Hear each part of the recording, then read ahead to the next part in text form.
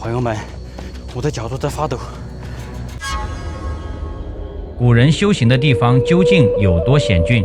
殿宇矗立在百米石笋之巅，三面悬空，底下就是万丈深渊。在300多年前，明末旧臣无相和尚在此隐居修行。明朝覆灭后，他带着金银财宝和藏宝图来到这里，在险峰修建金顶出家为僧。可无相和尚后来离奇失踪，不少寻宝人专程赶来，就算拆掉屋顶，也没找到半点宝藏踪迹。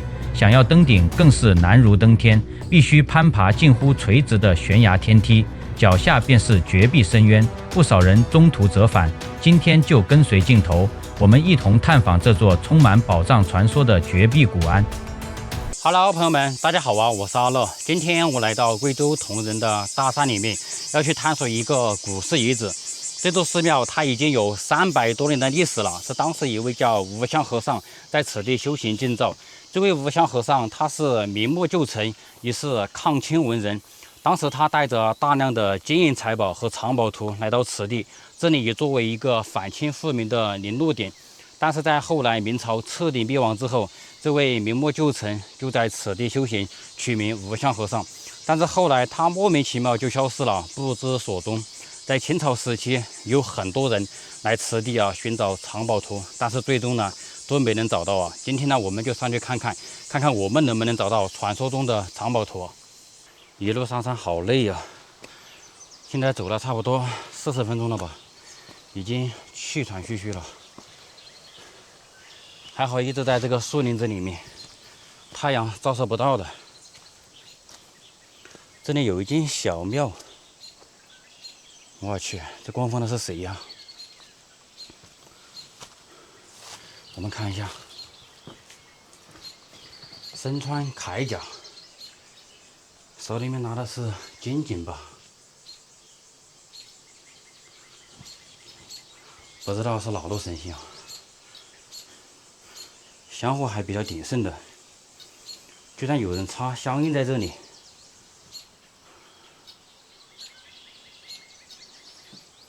我们继续上山吧。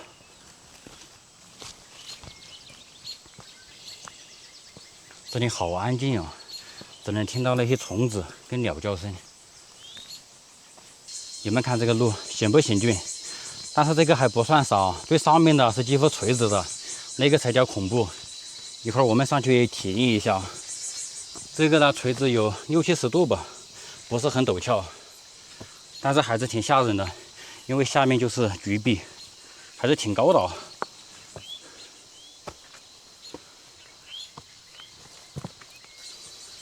现在我应该走了一大半了吧？我们来看看下方。我就是从底下走上来的，那里就是山脚下，这下面有个村庄。不知道还有多远啊？应该没有多远了，就在上面。它这个上山路啊，都是很窄的，而且边上呢，它都是绝壁，只不过长了一些树木藤蔓，看起来不是特别的吓人啊。我们终于到了，好难走啊，走了1个多小时。我看到它的大门了，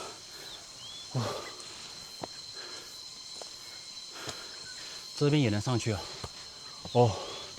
这里上去就是到最顶上去的，就是这个位置，它那个梯子就在绝壁上，几乎垂直90度的。这里一会儿我们再去挑战，我们先到寺庙这边看看。这个位置现在也是很少有人来啊，这路上全是杂草。这里就是它的大门，也是靠条石垒起来的，这上面还有字的，但是看不清楚了。以我的猜测，应该写的是莲池庵。它这个地方为什么叫莲池呢？在后面那个山洞啊，长得像那个莲花，里面呢还有一股泉水啊，从来没有干枯过，非常的神奇啊。所以说这个地方就叫莲池庵。这上面还在滴水了。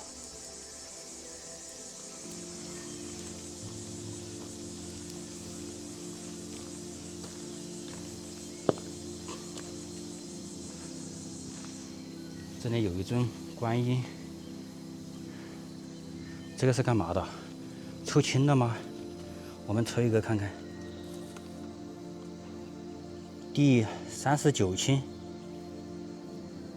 但是背面也没啥呀，也不知道有什么用啊。算了吧，这个不能乱玩。我们看看这里面，哎呦，这里面有人居住吗？为什么会有被褥这些啊？但是好像没人住了，因为上面呢有一层灰了，还有一些衣服在这里，我们就不进去了。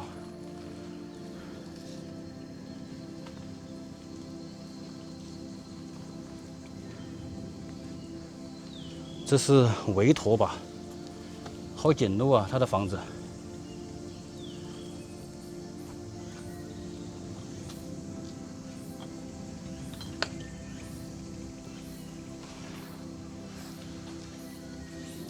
这一尊是谁呀？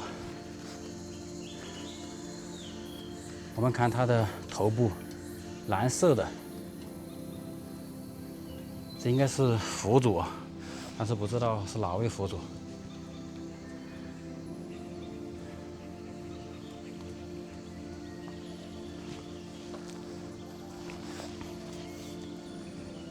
这里我知道，这就是神仙眷侣。土地公、土地婆，这一尊我也知道，这肯定是财神，赵公明财神，手里面捧着一个金元宝，下面的坐骑是老虎。刚才我踩的什么东西在嘎吱嘎吱的响啊？这个是啥呀？这果实像西瓜一样的，我给它踩烂了哦。这个是野生的，这个能长大吗？好多啊，这里到处都是。我们看看这边，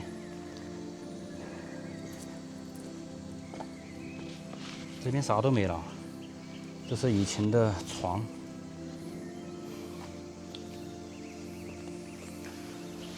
哇，这个果实真的好多啊！这里又有一大片。不知道能不能吃啊？我们到这边上来看一下，它的边上都是拦起来的，全是靠大条石垒起来的。这底下就是菊壁，这里有一棵大树，但是已经干枯掉了，还挺大的了。我们到后面的山洞去看一看。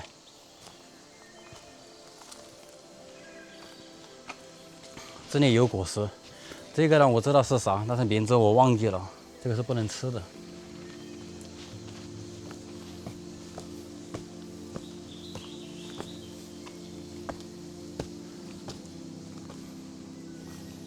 它这些屋子啊，平常这都是竹子，然后给它编起来的。这里居然有水管，有水吗？我们看一下。哇，真的有水耶！这从哪里来的？这应该是从后面的山洞吧。这里是厨房，有灶台，这里还有一口铁锅，这里是柜子，我们看看这里面有啥。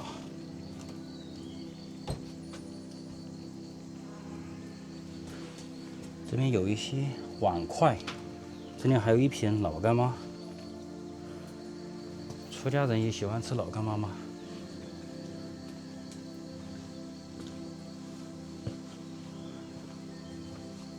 这里面就一个床铺，啥都没有。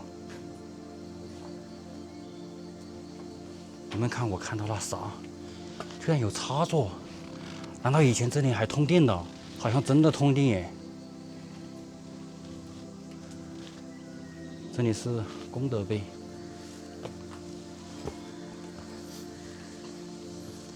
这银币上有很多字啊，这些字呢，都是清朝时期那些文人墨客来这里游玩，然后题的诗词，但是都已经风化掉了，看不清楚了。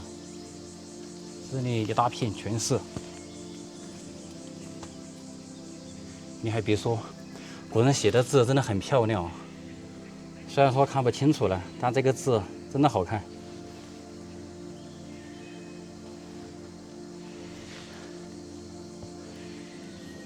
这些瓦片都已经烂掉了。我们到这上面去看看。这个地方好窄呀，1米都没有，它的宽度。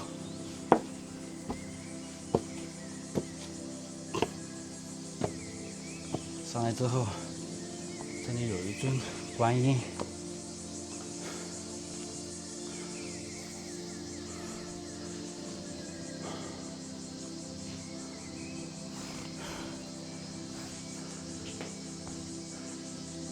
这里有好几尊啊，大大小小的观音，这是松子观音吧？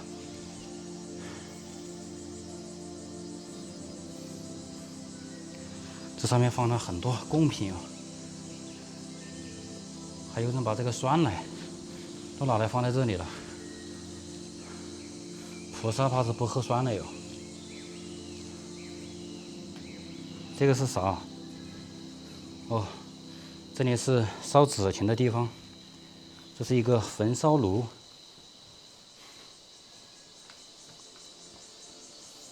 这里还有一尊，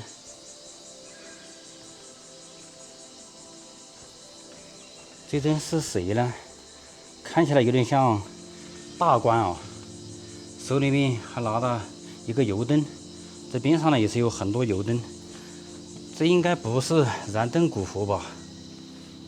看不出来啊。有朋友知道吗？我们到这后面去看看。这里就是灵池了。这边上有一个柜子，应该是放香烛的地方。还真的有一个水池哎，这个水还挺清澈的，水挺多的啊。它这个山洞的长度应该有6米，这个水是可以直接饮用的。但这个地方看起来也不像莲花呀，你们看，这像莲花吗？或者就以前像吧，可能现在不像了。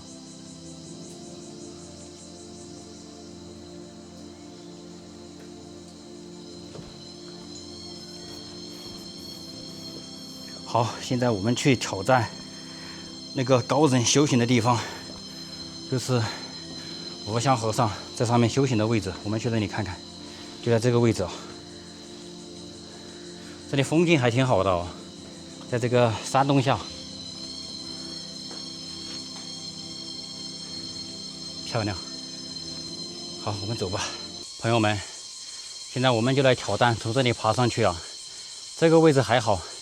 最上面这里是几乎垂直了，它的路呢就挂在这个巨壁上的，太吓人了。我们来挑战一下，有恐高的人一定不要上来呀，还有经常不运动户外的人也不能来这里走这个路啊，真的不建议大家来走。这里还好，不是很费劲就上来了，它只是比较窄。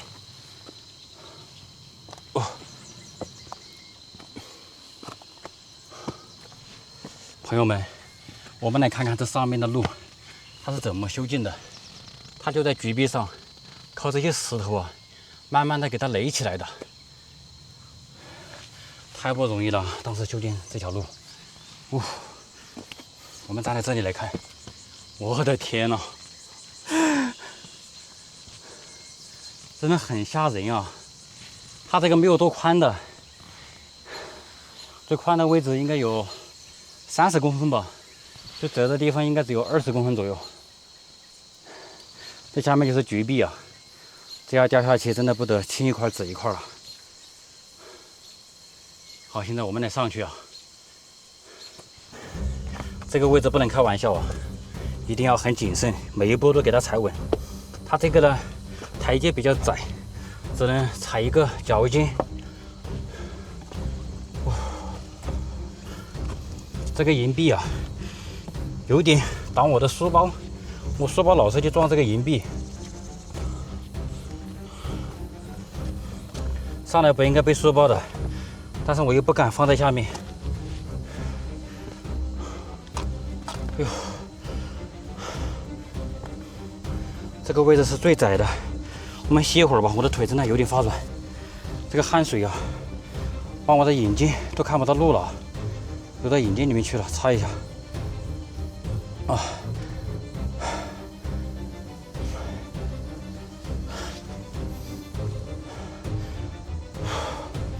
还好我不恐高啊，不恐高看下面都挺瘆人的。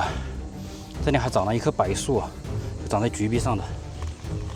哎呦，我去！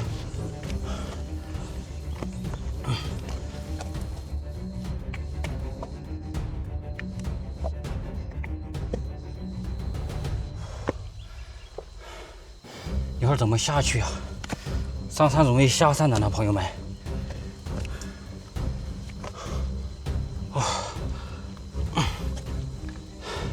哇，这个腿怎么突然之间有点痛了？哇，上来了！我们来看看后面的路，朋友们，陡不陡？这个地方应该90%的人都不敢走，但是我真的不建议大家来啊！这个地方真的挺吓人的，真的没开玩笑。你们看下面有多高，都是菊壁，没开玩笑的，真的。 好，我们继续往上面走。上来之后，它这座山居然是空的，这里是一个银枪，怎么在下雨了哟？这个山比较高的话，老是下雨啊，海拔高的地方。哇，好凉快啊！一股凉风袭来，这个位置，我去，还要爬，我以为爬上来就没了。 这上面还有，你们看，这里它也是这个石头垒起来的，这个工程量挺大的呀。哎，这边还有个路可以下去的，我们看看是干嘛的啊？这下面好像啥都没有，这个地方慢一点了，下面是菊壁，要是下来刹不住车，就从这里掉下去了。我们来看看这外面，我的天呐，到处都是菊壁。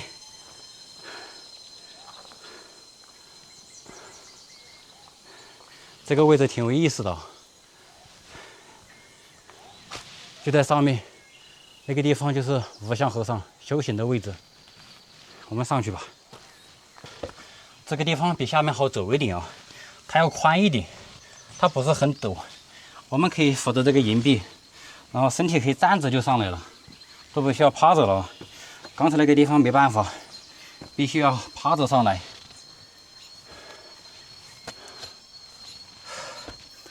当时这个位置呢，据说是无相和尚花费了10年的时间才把它修起来的。哎呦！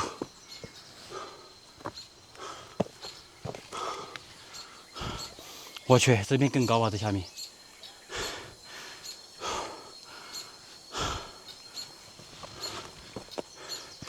我们还是小心一点啊，不要太嘚瑟了。 虽然说已经习惯走这种路了，但是也不能太过于嚣张了，每一步都给它踏稳。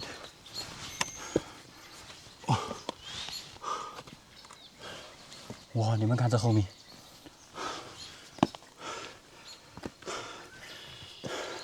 不行，我要歇一会儿。哎呀，坐这个休息一会儿，受不了了。这里上去就是了。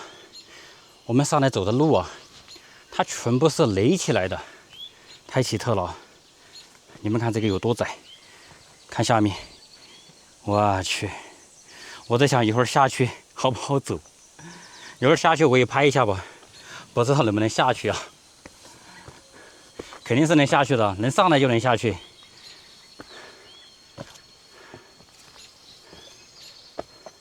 我去，真的这个。 太吓人了！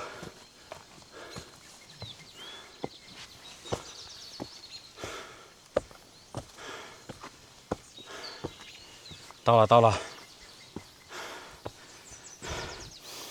其实这边啊，比刚才陡峭那个位置还要高一点，只不过下面有很多树木给它遮挡了。要是光秃秃的话，真的看着眼睛都会花的。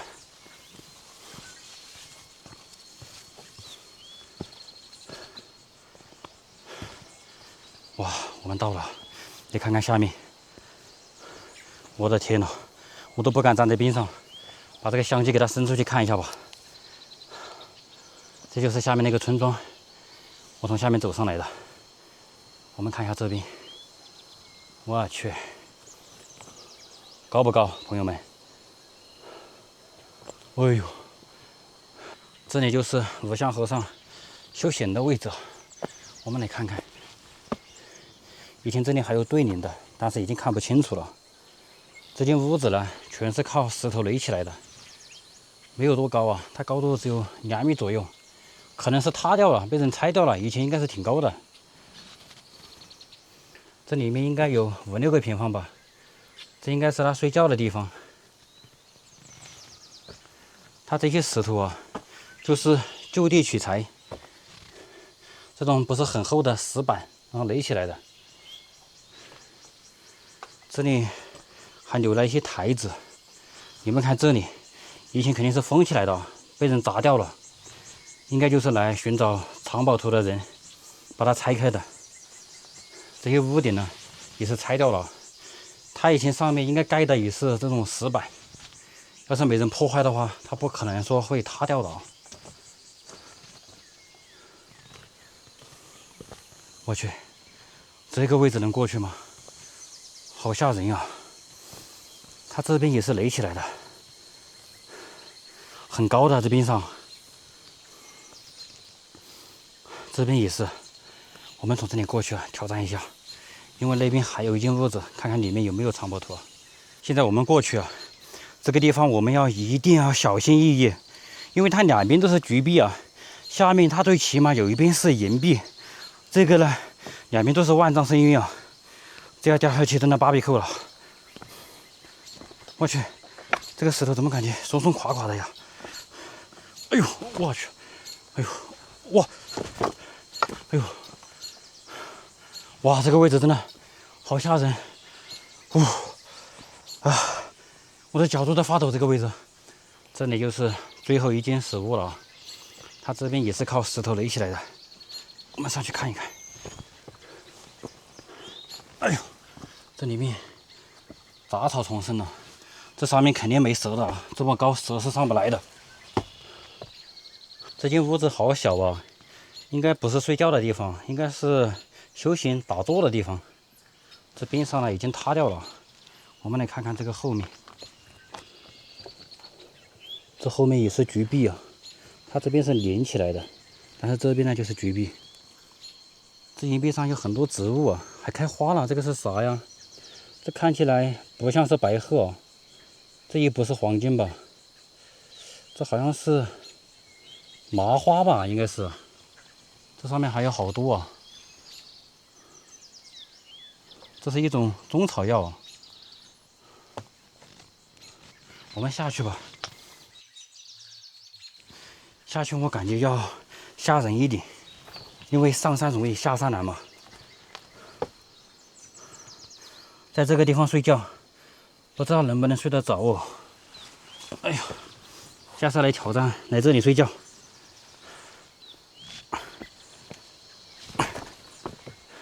下次来我就睡在这个位置。朋友们，现在我们来下去啊，看看下去好不好下去。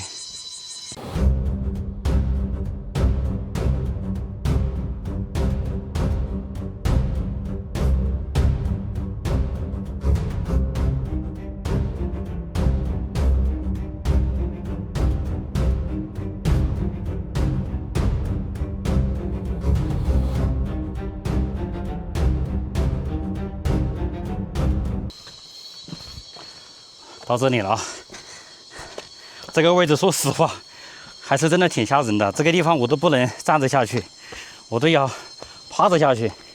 这个位置不是开玩笑的。哇，每一步都要给它踩稳。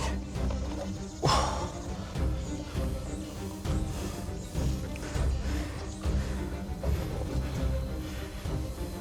它主要是路又窄，这个岩壁啊，它一直挡住我的书包。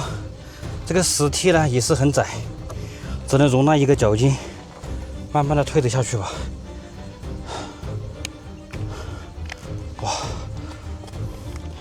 哇，我真的这个腿啊真的在发软。走上面那个就很轻松，下面这个位置还是挺紧张的。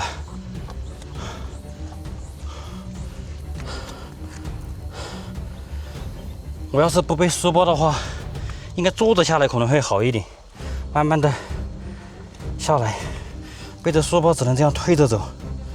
下面的路呢也看不清楚，只能慢慢的往后退吧。哇，走一半了，应该是走一大半了，快到底了。